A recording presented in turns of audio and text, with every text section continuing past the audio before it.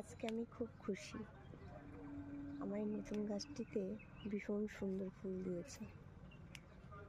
আশা করছি আরও বেশি ফুল পাওয়া যাবে গাছটির থেকে, কারণ আমি ডালটা কাটিং করে ঝোপালো করার চেষ্টা করেছি এবং খাবার দিয়েছি। দেখা যাক। আর একটু কষ্টকর জায়গায় ছিল, সেখান থেকে ফাঁকায় নিয়ে এসেছি। চলুন যাই সব গাছ থেকে আজকে একটু ফুল ওঠাই। এই যে সাদা গাছের কুড়িগুলো এখনও ভালো ফোটেনি।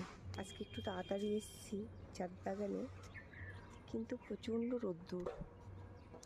দুদিন বৃষ্টি হয়েছিল, তাতে সবাই শান্তি পেয়েছি। সব থেকে তো আমার বাচ্চারা ভীষণ শান্তি পেয়েছে। ওরা জন্য একদম রূপে ফুলে ফেঁপে উঠেছে।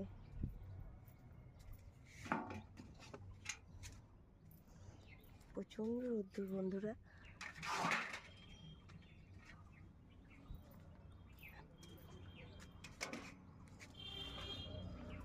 আর এর তো একদম ভাষা নেই, সত্যি প্রতিদিনই যেন মনে হয় আমি ওঠাই আর দেখাই। এত সুন্দর ফুল দিচ্ছে। আর আমার ছাদ বাগানে নতুন, এই যে দেখুন, এই গাছটা কিন্তু আমি ডাল কেটে নিয়ে এসে বসিয়েছিলাম বন্ধুরা। তাতে কিন্তু বেশ ফুল পাচ্ছি। এটা কোনো চারা নিয়ে আসিনি। এই যে দেখুন, কোথাও হয়তো একটা ভালো গাছের ডাল দেখেছি, সংগ্রহ করার চেষ্টা করেছি। আর এটা শুধু আমি না, হয়তো আমাদের প্রতিটা ছাদ বাগানিরা চেষ্টা করে। এই সাদা জবা গাছটিও তাই।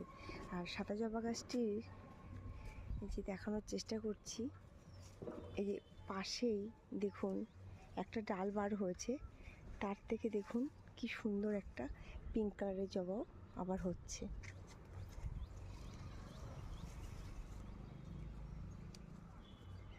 বেশ ফুল হয়।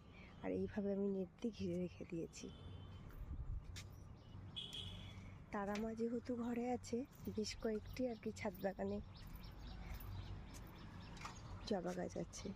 আর এই জবা গাছটি কিছু একটা আবার হয়েছে, দেখতে হবে। এর বড় বড় কুড়িগুলো পুড়ে যাচ্ছে। আর এতটাই দূরে গেছে, সব ফুলের ওঠানো যায় না। চলুন যাই ওই গাছগুলোর থেকে ওঠাই। আমার ছাদ বাগানে সব দেশি জবা ফুলই বেশি আছে, কারণ আমি বললাম আমি কিন্তু গাছ কিনে নিয়ে এসে বসাইনি। প্রায় গাছ আমার হচ্ছে ডাল নিচে বসানো। শুধু এই জবা গাছটিকে আমি কিনেছি, এটা